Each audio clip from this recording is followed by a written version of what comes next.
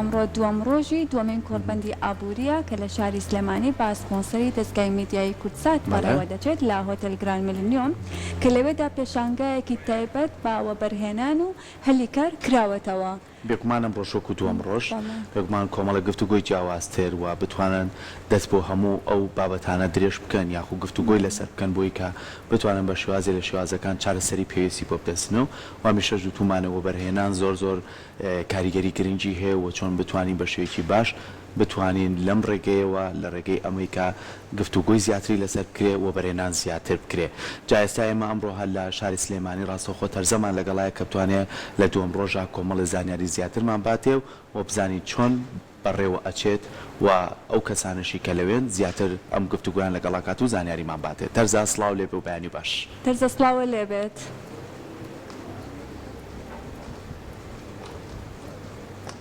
بەڵێ سڵاو لە ئێوە و تاوی بینەرانی کورتسات بێت بۆ دووەم ڕۆژ لە دووەمین ساڵی بەڕێوەچوونی کۆڕبەندی ئابووری و وەبەرهێنان لەگەڵەوەی ئازیز و خۆشەویست بەردەوام ئەبم. دیارە دووەمین کۆڕبەندی ئابووری و وەبەرهێنان با بەشداری با بڵێن گەورە کۆمپانیاکان و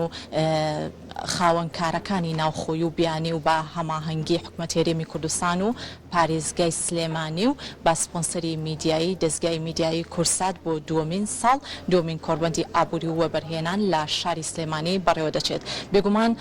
بەڕێوەچوونی دووەمین کۆڕبەندی ئابووری و وەبەرهێنان لە شاری سلێمانی گرنگی و تایبەتمەندی خۆی هەیە بۆ ئەوەی چیتر بتوانین زمینەیەکی لەبار زمینە سازی بۆ ئابووری هەرێمی کوردستان و بە تایبەتتریش لە شاری سلێمانی کە ئەم کۆڕبەندە ڕێکخراوە بتوانرێت زمینەیەکی باش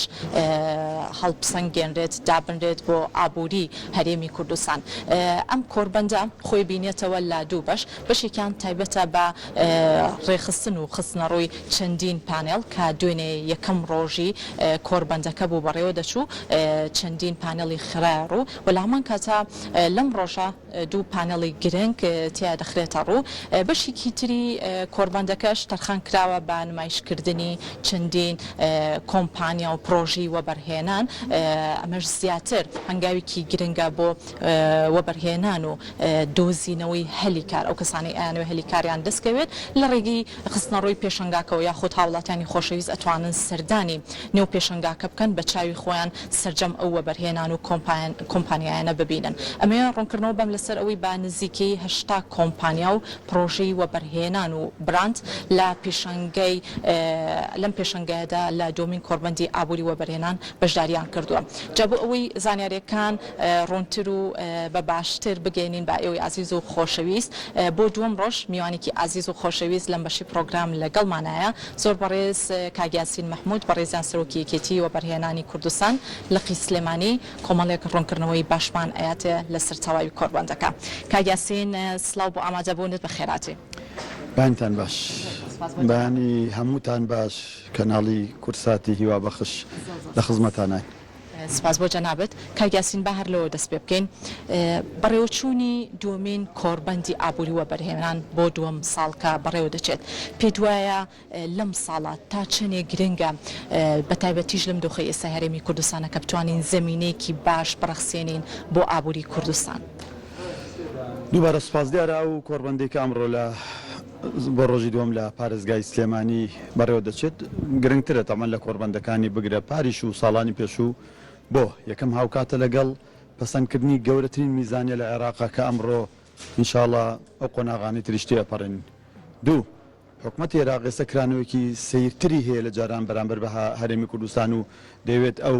ڕچکانە هەر هەمی بشکێنێت کە پێشتر ئایاق بن لە بەرەوەی کە ئێمە ئابووریمان بکەین بە ئابووریکی هاوبەش اقتصادی عێراق چیتر نابێت جودایەتیا بکرێت و بەشێکی لە بەرژەوەندی ناوچەیەک بێت و بەشێکی بۆ ناوچەیەکی تر بێ و بەشێکی تریشی بپوکێتەوانێ. عێراق بیری لێکردوتوانێ ئێستا من دوێنێ لەگەڵ مستەشارەکانی بەڕێز سەرۆک وەزیرانی عێراقا گفتوگۆی تێر و تەسەلمان کرد لە پەنەڵەکان پێشووترا حکوومەتی فیدراڵ بیری لەوە کردوتوانێ پارێزگای سلێمانی ئەتوانێت زۆر بە ئاسانی بکات بە مەزدەرێکی واقعی بژانەوەی ژێرخانی عێراق بە تایبەتی بە پرۆژە پیشەسازیەکان بە پرۆژە کشت و کاڵەکان. دوێنێ بەڕێز محەممەد دەراعی کە مستەشاری هوەری سەرۆک وەزیرانی عێراقا بەڕوونی لە کۆبوونەوەیکی داخراوە بە من و چەند کەسێکی ودوتی ئێمە گەشتین ئەو قەنەعەتەی جاران کەم تەرخەمیمانە کرد بەرامبەر بە هەرێمی کوردستان و بە تایبەتی پارێزگای سلێمانی نەمانتوانی هەوڵ بین هەنێ قیتاع هەیە لەم شارە سەرکەوێ بۆی چیتە لەوە زیاتر سەرۆت و سامانی ئەم عێراق نەڕوا بۆ وڵاتانی دراوسێ بە تایبەتی تورکیا و ئێران. ئێمە ئێران ئێستا ساڵانە بە سەدان ملیۆن دۆلاری عێراق و هەرێمی کوردستانە بات بۆچی بۆ پیشەسازی بچووکەکان. تورکیا سەدان ملیۆن دۆلاری عێراق و کوردستانە با بۆچی بۆ گەشتکردنی ئەو کەسانی کە لە هەرێمی کوردستانەوە بەداخوانە گەشت دەکەن بۆ ئەوێ. بۆیە ئەبێ نەک هەر بەگرنگیەوە سەیری ئەم جارە ئەم کۆربەندە بکەین. تاوەکو ئێستا لە هەرێمی کوردستانە من زۆر بەشداریم کرد لە کۆربەندەکان و لە زۆربەی زۆریا بەشدارم و دەوری کاراشم تیاتی. بەڵام ئەوەی کە دوێنێ لە سلێمانی کرا، ئەوەی کە ئەمڕۆ لە سلێمانی بەشدارە، ئێمە بەڕاستی سێپایەکی گەورەمان دروست کردوێنە لە پارێزگای سلێمانی. سێپاکە پایەکی ئێرانە. کۆماری ئیسلامی ئێران ئێستانە دەورێکی زۆر باڵا هەیە. ئێمە ئەگەر دیقەتدا بێدوێنە لەو پەنەڵ ڕاستەوخوانەیە کە بە تایبەتی وەفدی باڵای ئێران بە سەرۆکاتی پارێزگاری ئێستایی ئوستانی کوردستانی ئێران کە دەسەڵاتێکی جگار گەورەی دراوەتێ و هەروەها وەفدی باڵای عێراق کە بەڕاستی چەندین کەسایەتی گرنگ کە ئەوانە کلیلی اقتصادی عێراقن دوێنێ لە سلێمانی بوون. لەگەڵ ئێمەش خۆمان لە سنووری پارێزگای سلێمانی وەبەرهێنەر و کەسە بەتوانەکان و سەرۆکی دەستەکان و لێرە ئامادە بووین. زۆر شتی گرنگمان باس کرد. ئەم سێپایە کە ئێستا لە سلێمانی ئەمڕۆ خۆی بینێتوانێ ئێمە هاتین باسمان کرد چۆن ئەبێ ئێمە اقتصادی عێراق لەگەڵ ئابووری ئێرانە لەگەڵ ئابووری هەرێمی کوردستانە چۆن ئێمە چی بکەین. ئێمە پێویستیمان بەوە هەیە بەڕاستی هاوسەنگی دروستکەین. ناکرێ مەسەن و گوڵم باسکردی هەنێکی تاوەکو ئێستا کە ئێمە لە 105 بەرهەمە پێویستەکانمان لە ئێران و لە تورکیا ئەوێنین ئێمە لە 105 بنێرین. بۆ ئێمە لە 105 بنێرین بۆ هەموو بەرهەمە کشت و کاڵێ جوانە لە پارێزگا 19 عێراق کە بیربیلەی چاوی هەمومان بوو لە پێش هەموو کەسێکەوانێوانی کە خەویان بەوە بینی کە هەڵەبجە بێ بە پارێزگا و ئەو دەشتە پاناییە بەریئەی کە دوێنێ پارێزگاری هەڵەبجە باسی کرد کاتوان 10 ملیۆن کەس لە عێراقا بە کشت و کاڵ هەڵەبجە بژێنین بۆ بێ بە قوربانی کشت و کاڵی ئێران. لەبەرچی ئێمە ئیرادەمان نەبوو پێشتر. بۆیە بەدڵنیاوانێ من لێرەوانێ دەستخۆشیەکەم لە هەموو کەسانی کە دەوری باڵان هەیە ئەوانەی کە ئەم کۆربەندیان لە سلێمانی ڕێخستووە کەناڵی کورسات کە هەمیشە بەڕاستی شاشە جوانەکە خستۆتە خزمەتی ئابووریوانێ. ئێمە داواشتان لەکەین ئەم دوو ڕۆژەی تریش هەر نەفەستان درێژ بێ لەگەڵمانە بن چونکەم کاتی کردنەوەی گرێکوێرەکانە میزانی عێراق ئەمڕۆ کە پەسەند دەکرێت و میزانێکی عیملاقە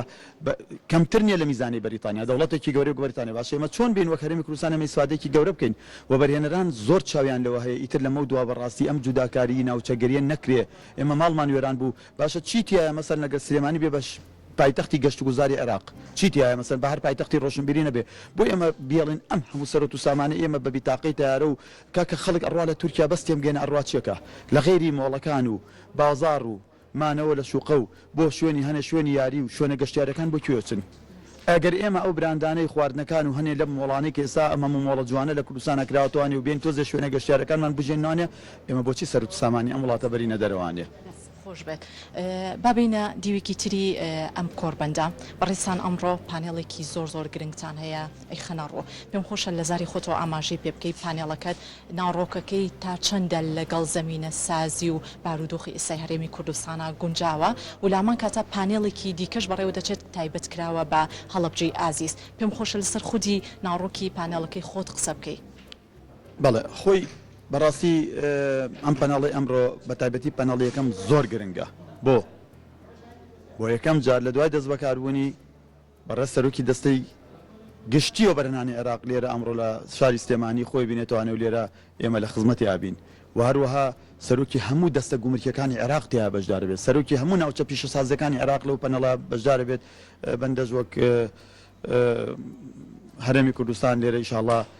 بەو زمانە شیری نەوتیژەی کە هەمە ئینشاءڵڵا منیش ئەمڕۆیشی خۆمەکەم. ئێمە ئەمڕۆم پەنەڵە گرنگە زۆر گرنگە بۆ چونکەم ئێستا ئێمە ئەمانەوێت بەڕاستی بە پەنەڵی نیستەکانی ئێرە ڕابگەێنین و هەروەها لێرە و جارێکی تر ڕابگەێنین بە هەرێمی کوردستان و بە حکومەتی هەرێمی کوردستان و هەروەها بە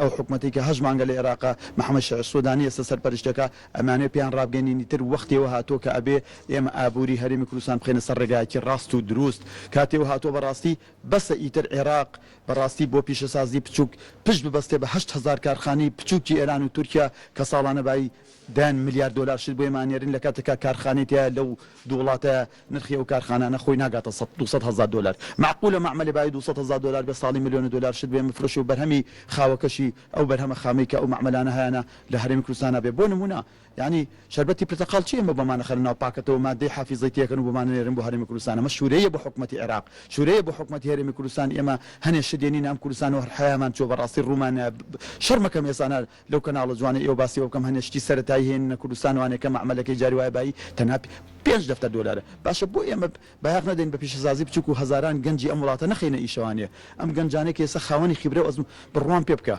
لم يجوا عراقه لو عراقه بقدر أمتن صالح آخر گەنجی تێگەشتو زمانزانی عربیزانی ئابووریزانمان نەبووە خۆسە لەگەڵ هەر گەنجەکە ڕاز دەبێتەوە بە چەند زمانی قسە بۆ کات ئەمانە چۆنە بێت لەم هەرێمە دەوڵەمەنگایە بێ ئیش بن و چاڕوانیەوە بن کۆمپانیاک هەلێکی کاریان باتێ بە نرخێکی زۆر کەم هەزاران کەسمان کەوتۆتە سەر جادەکان لەبێ ئیشە بۆیە بەڵێ ئێمان پەنەڵە بە گرنگ گەزانین چونکە مەتوانین بە گشتی قسە بکەین بۆچیە بێ جیازیە بێ لەما بینی منفەزەکانە چۆنە بێت لە منفەزی منزریە لەگەڵ منفەزی باشماخە بەم شێوازە ئیش بکرێت ئەوان یەن ئەو پەڕی ئاسانکاریەکەن و ڕێنمایەکان پێشێ دەکەن و یاسا پێشێ دەکەن بۆی مەرزی باشماخ داهاتی کەم بێتوانێ ئێمە ئەبێ وەک بۆم باسکردنی مەسلحەتێکی هاوسەنگیانە ئێمە لە عێراقا دروستکەین بۆ بەرژەوەندی عێراق و هەرێمی کوردستان لەلایەکی تریشوانێ پەنەڵی دووەمیش تابێتە بە پارێزگا شیرینەکە ئەو پارێزگای کە هەمومان خۆمان پێوبینی کە هەڵەبجە بێ پارێزگایە ئەو پارێزگایی کە بە ڕەحمەت بێت هەزار ڕەحمەت لە گۆڕی جەنابی مام جەلالێک و ڕۆژێک خۆزگە من هەڵەبجە بینم بە ئاوەدانی ئێستا هەڵەبجە بە پارێزگا بەڵێ ئەوێ ئێمە ئەمڕۆ لە پەنەڵەکەی هەڵەبجە شاکە چەندین کەسایەتی گرنگی کوردستان لەو پەنەڵە بەشدارە میکانیزمی تازە ڕێگای تازە بدۆزینەوە چۆن وا بکەین ئێمە ئیمتیازی زیاتر بین بە مستەسمیرەکان ئەو مستەسمیرانی کە لە سلێمانی ژەکەن بە 10 ساڵ لێخۆشبوون لە زەریبە با بە 20 ساڵ لە هەڵەبجە ئیشکەن بە ئێمە هەنە ئیمتیازی زیاتر بین بە وەبەرهێنەرەکان تاوەکو هەڵەبجەش بێ بە خاوەنی چەندین پرۆژەی گرنگ و پڕبەیاغ بۆی ئەو ناوچێش بە ئەندازەیەک ببوژێتەوانێ باشم دەستەکانتان خۆش بێت بۆ ئەنجامدانی ئەم دوو پانێڵە کە ئەمڕۆ پانێڵەکان بە ئامادەبوونی چەندین کەسایەتی و کەسانی بەرپرس و حیزبی لێرە ئامادەبن بە پێینە سەرپرسیارێکی دیکە کاگیاسین باست لەوە کرد لە قسەکانتە وتت چەندین کەسمانەیە خۆ چەندین گەنجمان هەیە کە خاوەن و کاریزمایەکی زۆر باشیان هەیە توانایەکی زۆر باشیان هەیە چەندین زمان ئەزانن تا چەندەکردنەوەی ڕخساندنی ئەم جۆرە پێشنگایانە بە تایبەت ئەبینین چەندین کۆمپانیا پرۆژەی وەبەرهێنان برانتیایە بەشدارن گەنجەکانمان ئەتوانن یاخود ئەو کەسانی کە لە کۆلێژەکانە تەخەڕوجیان کرد و ئێستا بۆ منە لە ماڵەوەن ئەتوانن سیڤەکانی خۆیان بنێرن ئەمە هەنگاوێک ئەبێت بۆ ئەوەی سوودمەند بن لە تەواوی بەشداریکردنیان لەو کۆمپانیایانە خاوەن پرۆژانە کە بتوانن ئەمانیش زیاتر دەستی کاریان بخەنە ڕوو لە ناوخۆی هەرێمی کوردستان و شاری سلەیمانی لە دیویکی ترە تا چەندە پەیوەندی و هەماهەنگی لە نێوان کۆمپانیەکانی هەم ناوخۆ هەم لەسەر ئاستی عێراق هەم لەسەر ئاستی وڵاتانی دەریشەوە بتوانێت ئەم کۆربەندانە بە هەنگاوێکی گرنگ و زیندوو لە بواری ئابووریا بخرێتەوە. پرسیارێکی زۆر جوانە من نمونێکی زۆر بەسیتی بۆ وەزانم کە کاتەکەمان زۆر کەمە لەو ماوەی پێشوە گەنجێکی زۆر سپۆرتا بۆ لام دیارە CV نردبوو ئیتر منیش زۆر داوای کرد بوو کە بیبینم کە هات قسێکی پێوتم زۆر کاریگەری لەسەر دڵم دروست کرد و زۆر جار کە بیری قسەی و گەنجەمەکەوێتەوە من هەموو جار دڵم پڕ بێ بەڕاستی پێوتم وتی کە سیڤەکەیم سەرکرد سێرم کە زۆر گەنجێکی ماشەڵڵا ئەبقەری تێگەیشت و زمانزان وەک بۆم باس کردیت تەبەن گەنجەکە خۆی ئایتی تاو کرد و بەڵام وتی کاک مەلایاسین 3 ساڵە تەخەڕجم کردووە بەڵام 3 ساڵە من خەو ئەبینم بۆی کە لە کۆمپانیایەکە لە شوێنەکە هەلێکی کار بۆ خۆم دەستە بەرکەم لە بەروی گەنجم ئیشم پێێتی هیوادارم ئەمڕۆ تۆ ئەو خەوەی من بێنیتە دی بەداخەوەی ئێمە هەزاران گەنجمان هەیە ئێستا لە کوردستانە بەسەر کۆمپانیەکانە ئەگەڕن سیڤە نێرن بۆ کۆمپانیەکان بەداخەوانەیە ئەڕۆن بۆ هەموو شوێنەکان بۆ ڕاگەیانەکان خەو بۆەوە بینن کە هەلێکی کاریان دەستکەوێ لە ساڵی 2014 تا ساڵی 2023 9 ساڵ بەرەو 10 ساڵە ڕوا ئێمە گەنجی پەیمانگا و زانکۆکان ئێمە دانامەزرێن بەڕاستی یعنی ئەبێ ئێستا حکوومەتی هەرێمی کوردستان لە هەموو کەسێ زیاتر بیرکات و ئەم دایان هەزار گەنجی کە تەخەڕوجیان کردو ئێمە لەکوێن ئەمە چیەکەن ئەبێ ئێمانە ئێستانا دوای ئەوەی کە 18 ساڵ تەمەنی تاوا کردو 4 ساڵیشی زانکۆ تاوا کردو بۆ بە 22 ساڵ و 3 ساڵیشە تەمەنی 23 ساڵە 5,000 دیناریە لە گیرفانیانی ئەسۆڕێتەوانێ بۆیە بەڵێ ئالێرەبا بەم ئەنجا ئامانجی پرسیارەکەت ئەم جۆرە کۆڕبەندانە ئەگەر بە ژیرانە بیکەین ئەگەر ئەم جۆرە کۆڕبەندانە ڕاستپاردەکانی بە جوانی بنووسینەوانێت چونکەم ئەوەی کە لە عەقڵی بزنسمانێکە ئەوەی لە بیرکردنەوەی بزنسمانێکە هەیە و هەروەها ئەوەی کە لەم کۆربەندانەدا هەڵ یەتە دەرەوانێ و هەڵ ئەقۆزێ دڵنیا دەکەمانێ زۆر زیاترە لەوەی کە کەرتی گشتی خۆی حکومت بیری لێکاتەوە ئەگەر ئێمە بین ڕاستپاردەکانی ئەم کۆربەندە بە جوانی بنووسینوانێ و هەروەها بین دیراسەیەکی جوانی بکەین و بیدەن بە حکومەتی عێراقی فیدراڵ و بیدەن بە حکومەتی هەرێمی کوردستان زۆر بە ئاسانی مەتوان هەزاران هەلی کار دروستکەین تۆ ئێستا لێرانە سەریان پرۆژە جوانانەکە ئێستا شاری سلێمانی دوێنێ ئەوە بدانەی کە لە عێراقەوە هاتبوون تووشی شۆک بوون یعنی تووشی شۆک بوون ئەو هەموو پرۆژ و تەلار و گرنگە ئەو هەموو باڵەخانە پڕ کوالێتیە کە لە دوای بوومەلەرزەکەی تورکیاوە بۆ پەڕی کوالێتی دروستەکرێن لە چواردۆری سلێمانی ئەی باشە ئەمانە بۆ ئەبێت ئێمە بین لە 1970 ئەم پرۆژانەمان بەدەستی کاری دەرەوە جێبەجێ بکەین ئەی گەنجەکانی ئێمە کەی تاوەکوکەی بە پەیمانگایەکی پێگەیاندن بێنەوەی و پێیانگەن و بیانی نەمەیدانەوانێ ئەمە لەلایەکی تریشوانێت تاوان بۆ زانیاری بەڕێزت حەزەکەم بزانێکی ئێمە ئەم کۆربەندانە بۆ باعیسیەوەی کە سلێمانی ببێ بۆ بووکی عێراق ئەو شارەی کە تۆ ئێستا لەم شوێنە ئەم کۆربەندە ئەەکەیت تاوەکو ئێستش عێراق بەو هەموو بەهێز و توانای خۆیەوە هەرێمی کوردستان هەولێر بەو هەموو بێز و توانای خۆیەوە نەیتوانیوە مەسەلەن ئوتێلێکی وەک ئەم ئوتێلە بنیادنیە نەیتوانیوە سلێمانی تاوەکو ئێستا لە زۆر سێکتەرە لە پێش هەموو عێراقی حەزەکەم زانێکی لە پیشەسازیە لە گەشت و گوزارە خاوەنی پرۆژەی گرنگە و هەروەها لە خاوەنی گەورەترین کارخانەی بەرهەمهێنانی چیمەنتۆ ئاسنا لە ڕۆژهەڵاتی ناوەڕاستە بۆیە بەدڵنیامە چاوەڕوانەکەین ئەو قسانەی کە لەم کۆربەندایە کرێت تەنها ئەوە نەبێ ئێمە بین لە ئەم کەناڵە بەڕێزانە لە خود لە بەردەمی ئەم خەڵکانە باسیکەین ئێمە چاوەڕوانی واکەین وەک بۆم باسکردی عێراق پێێنێتە ئێمە ئەو پلانەی کە دوێنێ بیستمان لە مستەشارەکانی حکومەتی عێراق پلانی زۆر گرنگ بۆ اقتصادی عێراق و کوردستان نەمەودووە گرنگ ئەوەیە ئاگادار بێ ئێمە ئێستانا کێشەی ناوخۆیمان هەیە وەزعی ناوخۆییمان ناڕێکە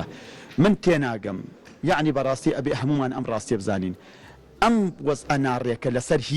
لەسەر هیچ بەڕاستی ئابووریمان ناخاتە سەرڕاستە ڕێگا هیوادارین وەزعی نالەباری ناوخۆیمان بە تایبەتی ئەوانەی کە دەسەڵاتیان هەیە لەم هەرێمەیە بەو ئاقارەیە بەرن ئێمە کێشە ناوخۆیەکانمان چارەسەرکەین بۆ ئێم هەرێمە جوانە کە خاوەنی سیانزە سێکتەری و بەرهێنانی گرنگە و مەناخێکی گرنگی هەیە لە ڕووی فلێزی و لافلێزیەوە ئێمە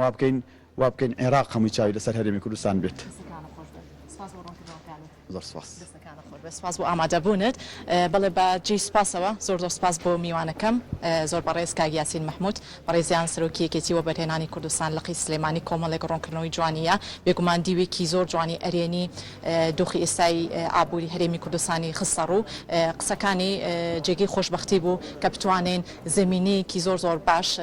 هەموو خزمەتەکان لە پێناو ئابووری هەرێمی کوردستانە بخرێتە ڕوو بێگومان ئەنجامدانی ئەم جۆرە کۆربەندانەش هەنگاوێکی زۆر گرنگ ئەبێت کە بۆ دووەمین ساڵە لە شاری سلێمانی بەڕێوە دەچێت